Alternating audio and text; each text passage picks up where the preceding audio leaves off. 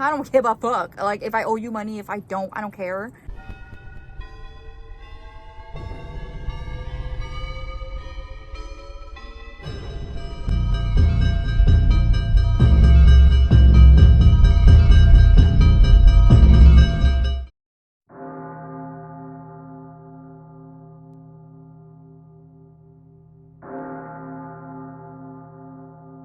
Hey guys, what's up? It's Lexi, and today's video is going to be about the time I had an experience with a Bruja. She was like kind of messy and kind of crazy. She would say some out-of-pocket shit all the time. She is the first person that ever introduced me to like witchcraft, pretty much taught me how to keep a man.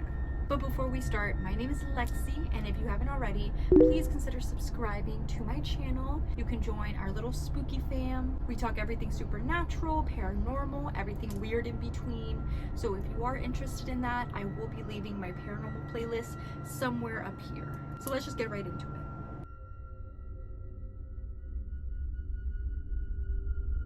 The 4 people involved is going to be April. She is the curandera, the witch, healer, whatever you want to call her. Maddie is going to be my cousin. She's the one that was getting work done, getting limpias done, and I would just come with her. Devin is April's husband. So the first time I met April, I was like 15, 16 years old. Maddie was really young as well too. She might have been like 19. April herself was actually really young. She was the youngest curandera bruja that I had ever met.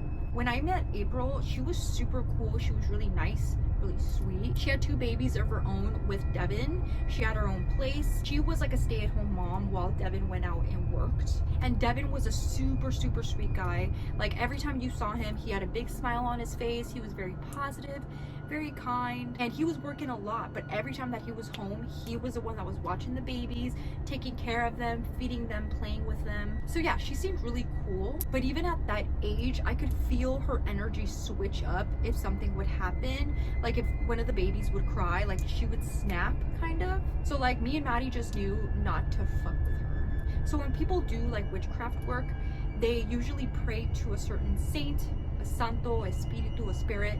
For example, like St. Judas, St. Michael the Archangel, the Virgin Mary, and some use the Lady of the Holy Death, which is Santa Muerte, and that was April's santo. Like that's the spirit that she would pray to. So the reason Maddie was going to April in the first place was because Maddie's boyfriend was acting a fool. He was acting feral in the streets. So he was a piece of shit.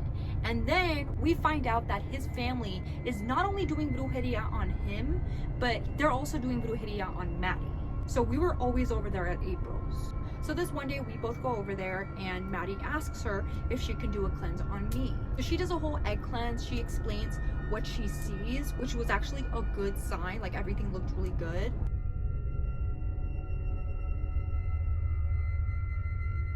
And while she's doing all that, she starts talking to me about like my life, my boyfriend, what I'm doing. If you guys had seen my old videos, I was dating this guy named Kenny.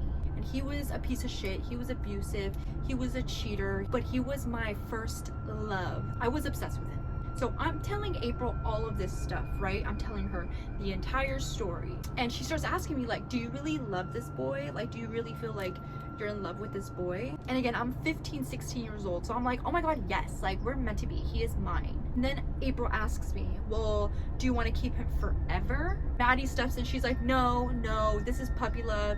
It's not even real. It's not even like that. No. So April starts laughing. She's like, okay, whatever. I don't say anything. I kind of just let it go. But of course, I was a dumb teenager. Like I was curious. But we don't say anything about it and we leave. A few weeks go by and we go back this one day and we see that April has 2 other people there. It's 2 guys and she has the living room like divided by a curtain. These 2 guys are staying there. We go into April's room and Maddie starts asking like, who are these 2 guys? And April starts telling us that these are her new tenants. She's renting out the space to bring in extra money for rent. So yeah, they're just staying here. They have nowhere to go. And we're like, oh, okay, whatever. After that, Devin comes in. He's talking to us. He's all cheery and positive, the usual. So no big deal. We're all hanging out and we eventually leave. So another few weeks go by and we come back to see her again. And the first thing that we notice is that she has a bunch of hickeys on her neck. She has a bunch of hickeys on her chest. And we're like, okay, girl. And then we noticed that the guys that were there before are gone, and there's 2 other guys in their place. So we found that kind of weird, but we're like, whatever. But the third thing that we noticed was that April was acting super weird. Anytime we would ask about who these guys were, she would kind of cut it short and just start talking about something else, which again, like, it's none of our business, so we just stopped talking about it. And this time I was the one that was getting the cleanse. I wasn't doing very well. I had just caught Kenny cheating on me again, so I wasn't doing okay. She's cleaning me and I'm talking to her about everything, about what happened. At this point, Maddie gets up and she goes to the bathroom, so she leaves the room.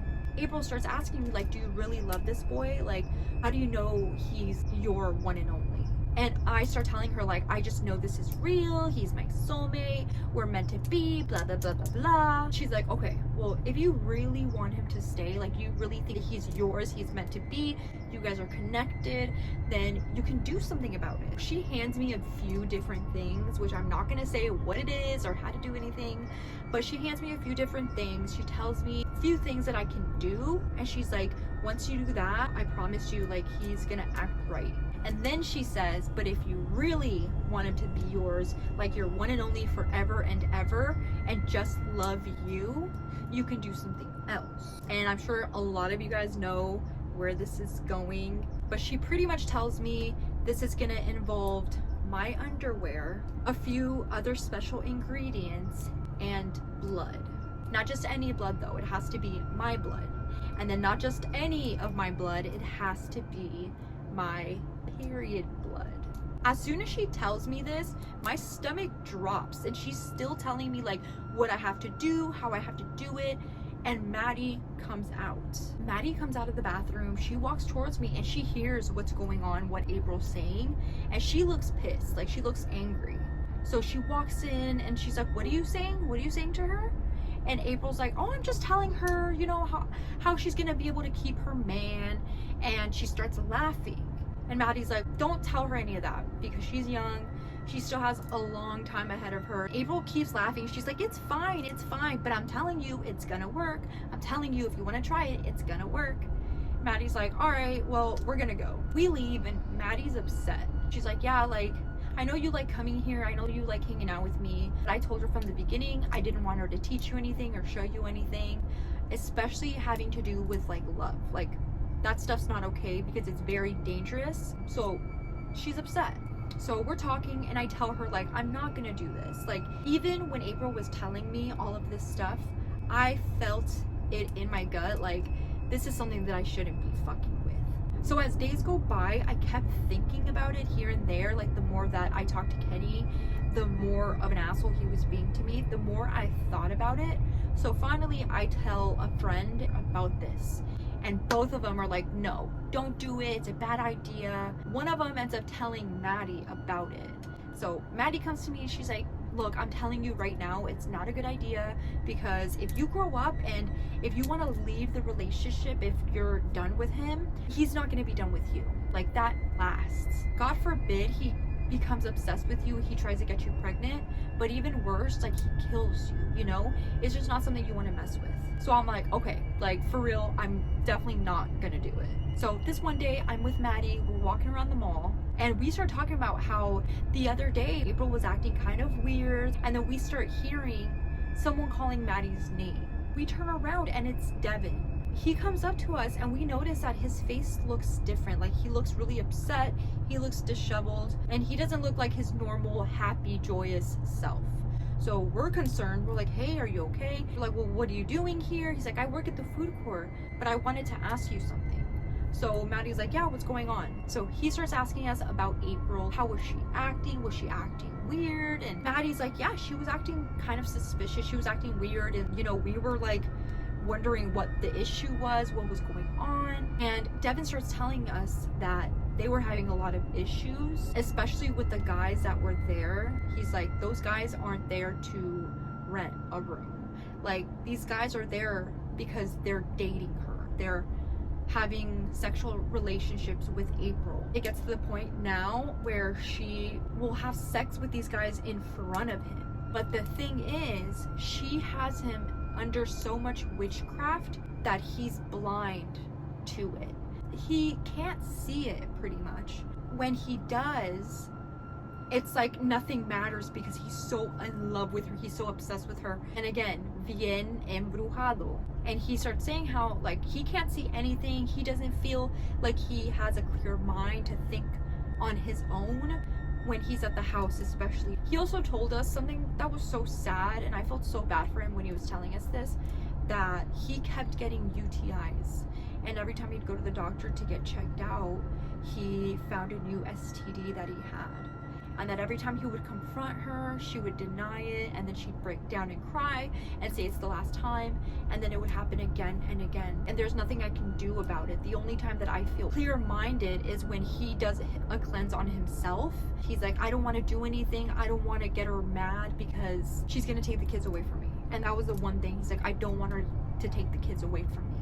We're like, well, is there anything we can do? Like, are the babies in danger? Like, he's like, well, there's nothing that you guys can really do. There's nothing that I can really do right now. So after all of this, of course, me and Maddie are like, we're not gonna go hang out with April anymore. We completely stopped going to her. We stopped talking to her. And then one day, April is blowing us up. She is just blowing Maddie's phone up, like calling and calling and calling. And a few days go by, she doesn't answer her, and finally one day April calls her, and Maddie's like, you know what, I'm just gonna pick up the phone. I'm gonna be completely honest with her. I'm gonna tell her, like, I don't want to talk to you. Like, I think it's best if we don't talk and we're not friends anymore.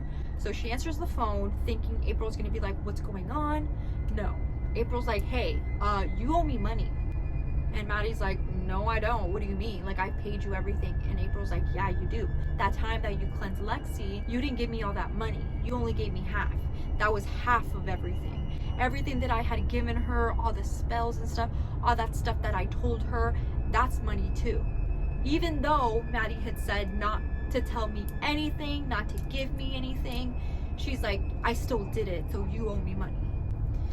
And Maddie's like, you know what? I don't want problems. Fuck it. I'm gonna go give you your money. But this is gonna be the last time we talk. So we go over there. Maddie's like, just stay in the car. I don't want you to go in there. So Maddie goes in there and she's gone 5 minutes. And in those 5 minutes, Devin comes out and he's taking out the trash. And as he's coming out, I'm like, hey, Devin. I see him and I'm like, hey, Devin, come here. And he's like, oh, hey, what's up? And he looks like his normal self. Hey, how are you? What are you guys doing? Hey, I just wanted to let you know, like, we're not gonna talk to her anymore. And if you need help with anything, like, let us know, because I know it's tough for you. And he's like, I don't know what you're talking about. I don't know what you mean by that, but I'm okay. And we're okay. The babies are okay. Really defensive, but still, like, keeping his very happy, joyous personality.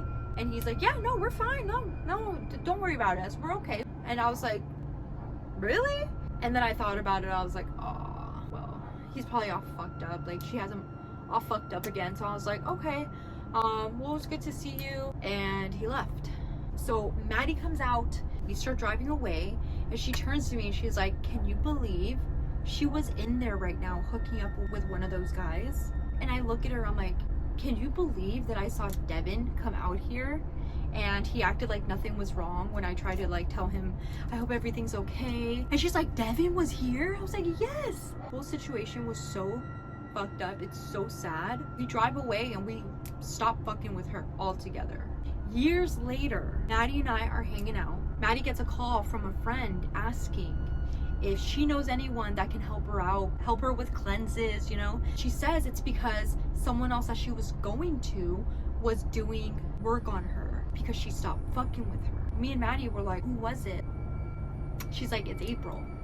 Okay, so I'm just gonna tell you guys super quick what ended up happening with April. This girl named Christina, she comes to me and Maddie and she starts asking us if we know of anyone that can do cleanses and that can do work for her. The last girl that she was fucking with started fucking her over and she knew for a fact this girl was doing work on her. So Maddie and I ask her, like, who is it? What's her name?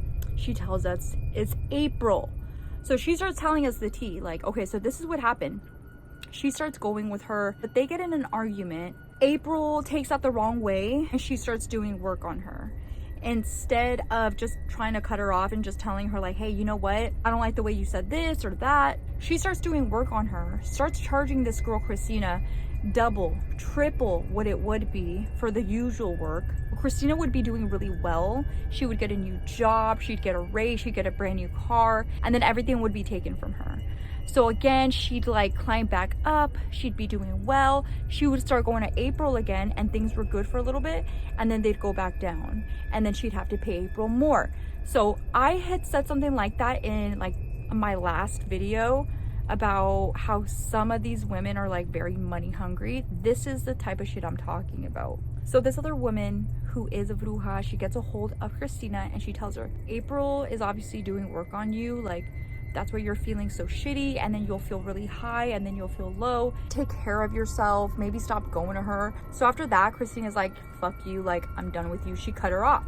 April tried doing that thing to her that she did with us, where she was like, you owe me money, and she wasn't about that life. She's like, I don't give a fuck. Like if I owe you money, if I don't care.